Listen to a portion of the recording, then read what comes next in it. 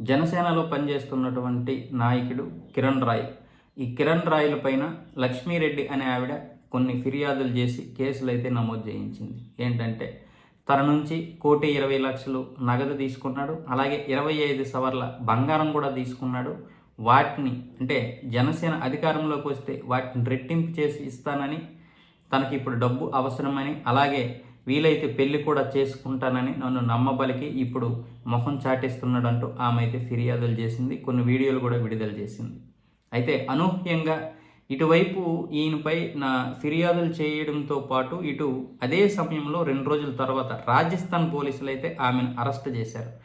Crypto currency విషయంలో అనేక మందిని మోసం చేసిన విషయంలో ఆమెనైతే అరెస్ట్ చేశారు. ఆ రాజస్థాన్లో చాంద్వాని అనే ఒక జిల్లాలో ఈమె పైన అయితే అనేక కేసులు అయితే నమోదయ్యాయి. మొత్తం 6 కేసులు ఈమె పైన అయితే ఉన్నాయి. దీని గురించి రాజస్థాన్ పోలీసులు ఇక్కడ ఉన్నటువంటి పోలీసులకు కూడా ఇన్ఫామ్ చేశారు. అయితే ఇప్పుడు ఈమె కిరణ్ రాయలపై కేసులు పెట్టింది.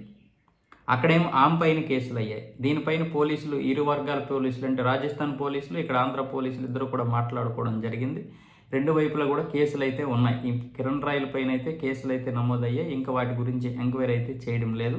ప్రస్తుతానికైతే కిరణ్ రాయలు దీని గురించి, దీని వెనక అంటే లక్ష్మీరెడ్డి అనే ఈవిడ వెనక భూమన కరుణాకర్ రెడ్డి అలాగే అభినయ్ రెడ్లు వీళ్ళిద్దరూ ఆమెను ప్రలోభాలకు పెట్టి నా పైన విమర్శలు చేయించడానికైతే ఆమెను ముందుకు తోశారు.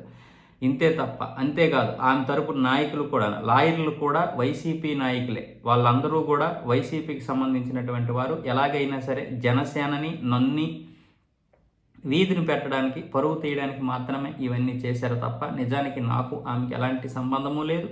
ఆమె దగ్గర నేను డబ్బులు కూడా తీసుకోలేదని కిరణ్ రాయలు అయితే చెప్పడం జరుగుతుంది. ఇంక ఈ కేసు ఎటువైపు మరుపులు తిప్పుతుందో చూడాలి.